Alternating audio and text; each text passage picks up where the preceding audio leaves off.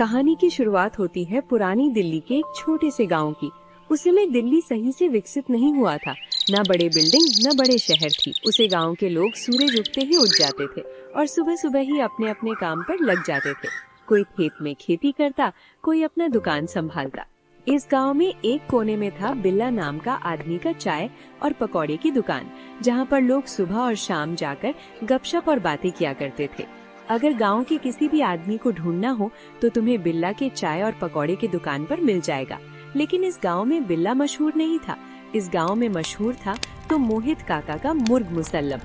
मोहित काका एक बुजुर्ग आदमी, जिनके चेहरे पर मुर्ग मुसल्लम बनाने की पुराना तजुर्बा झलक रहा था। गांव के किनारे एक जगह पर मुर्ग मुसल्लम का ठेला लगाए हुए थे। हाँ भाई, आओ काका के मुर्ग मुसल्लम खाओ, खत्म होने से पहले आकर सब खा लो। तभी काका के ठेले पर दो ग्राहक आते हैं। काका अभी अभी बनाए हो क्या? गर्मा गर्म है क्या? हाँ बेटा, अभी तुम दोनों के लिए गर्मा गर्म मुर्ग मुसल्लम लगाता हूँ। काका लेकिन मेरे में ग्रेवी ज्यादा डालना। काका हंसते हुए दोनों के लिए गर्मा गर्म मुर्ग मुसल्लम का प्लेट लगा देते हैं, जो देखने में बहुत ही ज्यादा लजीज लग रहा था। दोनों ही ग्राहक उनके मुर्गा मुसल्लम खाने लगते हैं। अरे वाह वाह काका, क्या की लाजवाब बनाए हो। इसके जो मांसले हैं चिकन के साथ पूरा घुला हुआ है। हाँ भैया, इनके मुर्ग मुसल्लम खाते ही तो जितना काम किया हुआ था साथ थकान मिट गई।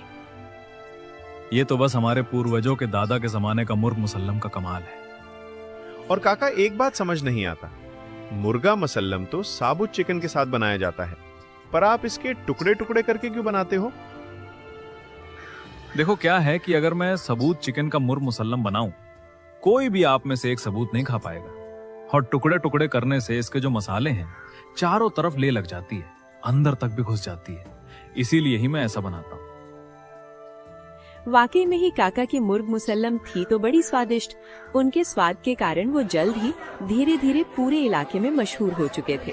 जो भी उनके मुर्ग मुसल्लम को खाता, उनका स्वाद भूल नहीं पाता। काका का एक छोटा सा घर था। अपने घर में बैठे हुए अपने मुर्ग मुसल्लम की तैयारी कर रहे थे। सारे खड़े मसाले और कटे हुए चिकन के पीस उन सबको मिलकर मुर्ग मुसल्लम की तैयारी कर रहे थे। मुर्ग मसाला की खुशबू से रोज पास का एक कार्तिक नाम लड़का उनके पास मुर्ग मुसल्लम काका को बनाते हुए देखने के लिए आता था। काका, ये वाली कौन सी मसाला है और आप उसको रोज क्यों कूटते हो? वो लड़का ऐसे ही कुछ न कुछ सवाल जवाब किया करता था, पर काका भी हंसते हुए उसे जवाब देते थे। चल बेटा, तैयार हो चुकी है, हम दोनों खा लेते हैं। नहीं काका, आप मुझे आज थोड़ा सा मुर्ग मुसल्लम टिफिन में पैक करके दे दो। मेरी माँ ने कहा है कि वो भी साथ में खागा। काका ऐसे ही जो भी उनके पास आता उनको फ्री में भी खिलाया करते थे। आज पड़ोसी का लड़का था आदमी और रोज उनके मुर्ग मुसल्लम बनाते समय आता और कभी कभी खाना भी खाकर जाता। मोहित काका के बारे में लोग अजीब अजीब बातें करते थे। उनका मुर्ग मुसल्लम का मसाला जादू है, रहस्यमय है। एक दिन बिल्ला के चाय पकौड़े की दुकान पर कुछ लोग बैठकर बातें कर रहे थे। अरे बिल्ला, जरा अच्छी चाय बनाकर दे, और हाँ, साथ में प्याज के पकौड़े भी देना। आज काम करके बहुत थक गया हूँ। अरे तुम भी किससे अच्छी चाय बनाने के लिए कह रहे हो? इसके हाथ में जरा भी स्वाद नहीं है। हाँ वो तो है, इसकी दुकान के पकौड़ी चाय भी कोई खास स्वादिष्ट नहीं होते। उन लोगों की बातें सुनकर बिल्ला को गुस्सा आया और वो तेजी से पकौड़े बनाते हुए बोला, अगर मेरे हाथ के पकौड़े और चाय में स्वाद नहीं है तो तुम लोग अपने घर में जाओ ना। किसने कहा कि मेरी दुकान पर आकर चाय पियो? अरे इस बिल्ला को तो बुरा लग गया भाई, मगर हम सच कह रहे हैं।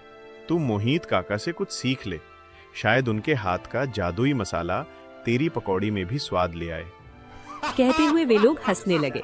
बिल्ला को भी गुस्सा आ रहा था। तब एक व्यक्ति बोला, तुम लोग सच कह रहे हो भाई। मेरी पत्नी मेरे से बड़ा झगड़ा करती थी, लेकिन एक दिन मैंने काका के हाथ के मुर्ग मुसल्लम मेरी पत्नी को खिलाई। तब से न जाने क्या हुआ, कोई जादू, जैसे उस दिन से वो झगड़ा करना ही बंद कर दी। सच में भाई, उनकी मुर्ग मुसल्लम तो जादू है। उनके जैसा खाना तो कोई बना ही नहीं सकता पूरे गांव में। बिल्ला चुपचाप उन लोगों की बातें सुन रहा था। उसके मन में भी मोहित काका के जादुई मसाले घूमने लगे। लोग बड़ा और सुमित काका के चिकन मसाला की बड़ाई कर रहे हैं। बिल्ला बहुत ही लालची आदमी था, जल्द ही अमीर बनने के तरीके ढूंढा करता था।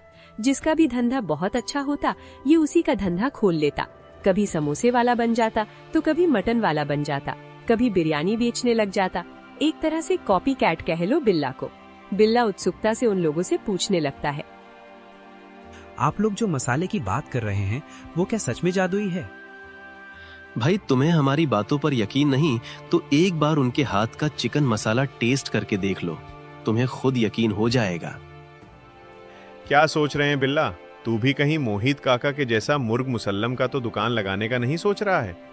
तेरी आदत जो है लोगों का धंधा कॉपी करना।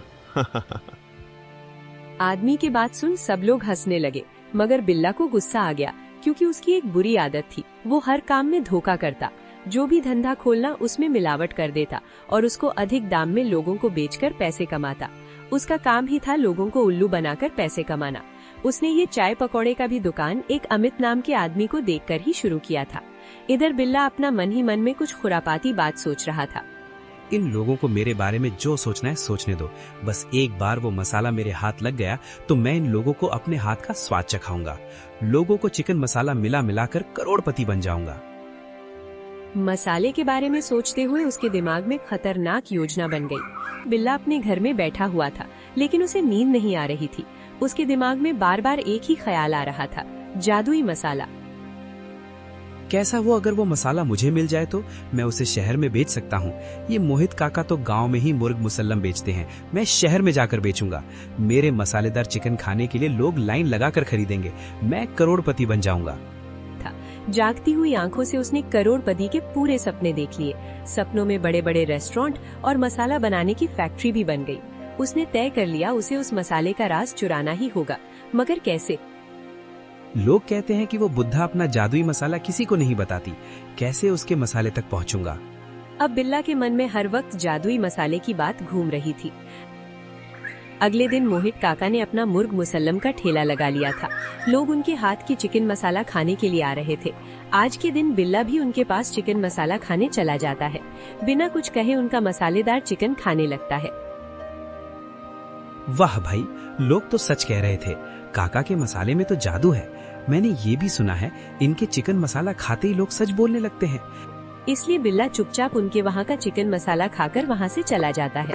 उसके मन में हमेशा जादू मसाला घूम रहा था।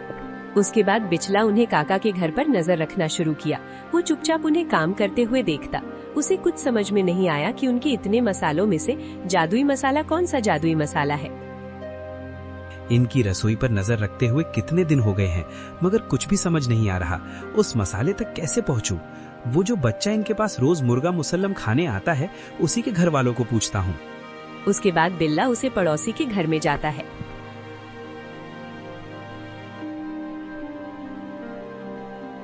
अरे वो सोनाली दीदी, जरा बाहर तो आना। हाँ बोलो, क्या काम है? अरे मैं तो बस तुझसे मुर्ग मुसल्लम की रेसिपी पूछने आया था। तुम्हारा लड़का रोज इनके वहाँ खाना बनाते हुए देखा है, तो इसे तो पता ही होगा ना।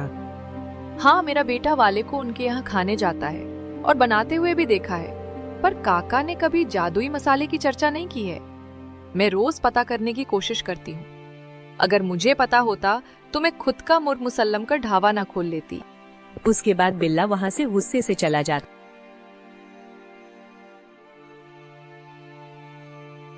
है। इनके जादुई मसाले के पीछे तो हर कोई लगा पड़ा है, मुझे जल्द ही कुछ न कुछ करना ही पड़ेगा। ऐसे ही कुछ दिन बीत जाते हैं। ऐसे ही रोज रोज नजर रखते एक दिन काका सब डिब्बा से एक अलग ही डिब्बा खोलकर कुछ देख रहे थे। उस डिब्बे को खोलते हुए उनके चेहरे पर मुस्कुराहट आ गई। डिब्बा बहुत पुराना था। उन्होंने उसमें से कुछ मसाले निकालकर अपने मुर्ग मसाला में मिलाए और डिब्बे को वापस उसी जगह पर रख दिया। हो ना हो यही है वो जादुई मसाला, मैं इसे हर हाल में हासिल करके रहूंगा। अब उसे बस सही मौके का इंतजार था। रात का समय था। पूरा गांव अंधेरे में डूबा हुआ, चारों तरफ सन्नाटा था। आज ही सही मौका है। सुना है आज काका ने सरपंच के बेटे के शादी के लिए 10 किलो मुर्गा मुसल्लम तैयार कर रखे हैं, तो वो भी थक गई होंगे, आराम से सो रहे होंगे। मसाले के बारे में न सोचते हुए बिल्ला धीरे धीरे काका के घर की तरफ निकल पड़ा। उसके कदम दबे हुए थे, लेकिन दिल जोर जोर से धड़क रहा था। वो पीछे के दरवाजे से अंदर घुस गया। रसोई में अंधेरा था। वो जादुई मसाले के डिब्बे को ढूंढने लगा। यहाँ तो मसालों की खुशबू हवा में घुली हुई है। हल्दी, मेथी, सरदार मसाला, चिकन मसाला। उस मसाले की खुशबू अलग से कैसे समझ में आएगी? बिल्ला धीरे धीरे आगे बढ़ा। तभी उसकी नजर उस कोने पर पड़ी जहाँ एक अलग ही डिब्बा रखा हुआ था। उसने तुरंत उसे डिब्बे को अपने हाथ में ले लिया। बिल्ला जैसे ही डिब्बा का ढक्कन खोला, अंदर से सोने की जैसे सुनहरी चमकती रोशनी दिखाई दी। कितने दिनों के नजर रखने के बाद मुझे ये जादू मसाला मिल ही गया। यही है वो जादुई मसाला, सुनहरा मसाला। उसने थोड़ा सा मसाला अपने मुंह में डाल दिया, लेकिन अगले ही पल उसका चेहरा बदल गया। उसका गला जलने लगा, सांस रुकने लगी। उसने खांसते हुए मुंह से मसाला बाहर फेंका और जमीन पर गिर पड़ा। ये क्या है? ये कोई जादुई मसाला नहीं है, ये तो। कहते हुए उसकी आंखों से पानी बहने लगा। सांस जैसे अटक गई थी। कुछ देर तक वो वहीं पड़ा रहा। धीरे धीरे असर कम हुआ, लेकिन उसके मन में डर और हैरानी दोनों भर चुके थे। तभी पीछे से एक धीमी आवाज आई। मसाला चुराने आए थे या खुद को जलाने? उनकी आवाज सुन बिल्ला का दिल जोर से धड़क उठा। उसने पीछे मुड़कर देखा। दरवाजे पर मोहित काका खड़े थे। उनके चेहरे पर गुस्सा नहीं था, बल्कि एक गहरी समझदार मुस्कान थी। बिल्ला डरकर हकलाते हुए बोला, काका, मैं चोरी करते वक्त डर नहीं लगता? और अब सच बोलने में जबान क्यों अटक रही है? काका की बातें सुन बिल्ला पूरी तरह डर चुका था। वो हाथ जोड़कर माफी मांगने लगा। मुझे माफ कर दो काका, मैं लालच में आ गया था। मुझे लगा इस मसाले से मैं अमीर बन जाऊंगा।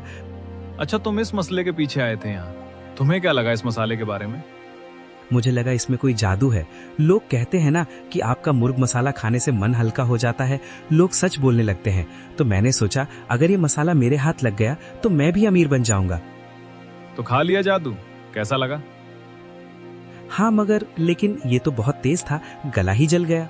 बिल्ला की बात सुन काका ने उस डिब्बे को उठाया। देखो बिल्ला, ये कोई जादू नहीं है। ये साधारण सफेद मिर्च और समुद्री नमक है। तो ये क्या है? क्या सच में सफेद मिर्च, समुद्र नमक? जिसे तुम जादू समझ रहे थे, वो सिर्फ एक साधारण मसाला है, कोई जादू नहीं है। लेकिन काका, फिर आपका मुर्ग मसाला इतना खास क्यों है? लोग क्यों कहते हैं कि उसमें जादू है? हाँ, मेरा बनाया हुआ मुर्गा मुसल्लम बहुत खास है और जादुई भी, क्योंकि असली जादू मसाले में नहीं, बनाने वाले के मन में होता है। मैंने अपने पुरखों से सीखते हुए आ रहा हूँ, और ये मेरे बाल धूप में सफेद नहीं हुए बेटा, बल्कि ये सालों पुराना तजुर्बा के कारण सफेद हुए हैं। मुझे बचपन से मुर्ग मुसल्लम बनाना आता है।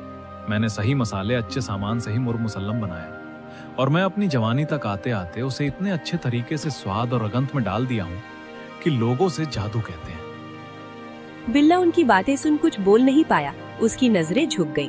काका अपनी जगह से खड़ी हुई और उन्होंने वो मसाले का डिब्बा उसकी जगह पर रखा और फिर आगे बोली, तुम क्या करते हो?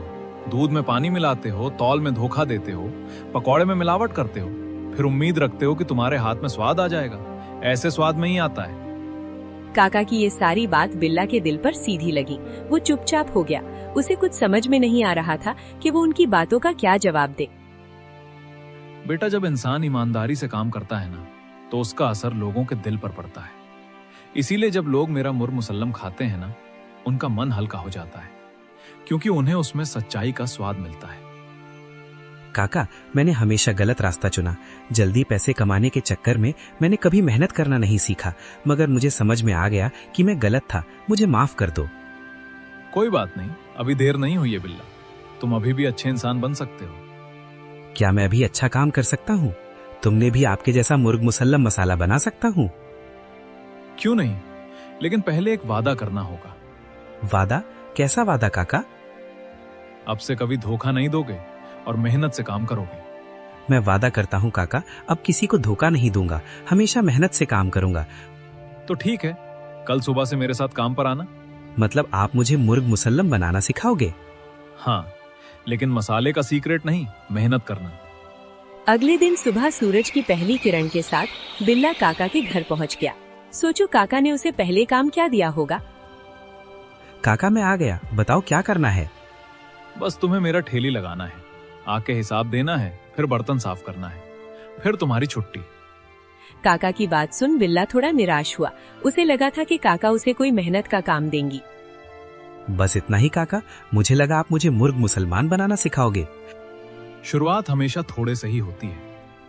बिल्ला चुपचाप काम करने लगा। पहले दिन, दूसरे दिन, तीसरे दिन वही ठेला लगाना और बर्तन साफ करना। एक हफ्ते तक यही काम किया। शुरू में उसे गुस्सा आता था, लेकिन फिर धीरे धीरे उसे समझ आने लगा कि काम छोटा या बड़ा नहीं होता, महत्वपूर्ण ये होता है कि उसे कैसे किया जाए। कुछ दिनों बाद काका ने उसे मसाले कूटने को दिया। ये मसाला ही मुर्ग मुसल्लम का असली स्वाद होता है। धीरे धीरे बराबर ताकत से कूटना ताकि मसाले का स्वाद बरकरार रहे।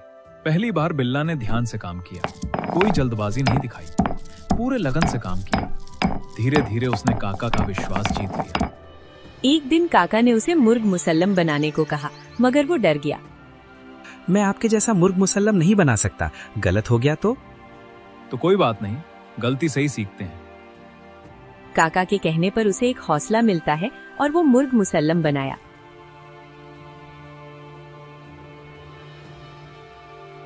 काका के साथ में ठेला लगाकर गांव वालों को मुर्ग मुसल्लम खिलाया।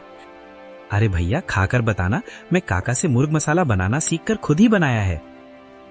उन लोगों ने उनका मुर्गा मसाला खाया, फिर उन्होंने हंसते हुए कहा, आखिरकार तू काका के साथ रहकर अच्छा खाना बनाना सीख ही गया। लगता है आप तो सुधर गया है, अच्छा खाना बना रहा है। आप तो हम तुम्हारे पास ही आएंगे। उनकी ऐसी बातें सुनकर काका भी खुश हो जाता है। बिल्ला बेटा समझ गया ना क्या? तुम मसाले से नहीं बल्कि मेहनत उच्च क्वालिटी के खाने में होता है। आपका धन्यवाद जो आपने मुझे ये सीख दी। आप बेटा एक बात कहना चाह रहा हूँ, आगे मेरा कोई बारिश नहीं है, मैंने तो शादी ही नहीं की। मेरे जाने के बाद तू ही ये ठेला लगाना और गांव वालों को मेरे हाथ का मुर्ग मुसल्लम खिलाना। काका की ये सब बात सुनकर बिल्ला खुश हो जाता है। हमारी कहानी यहीं पर खत्म होती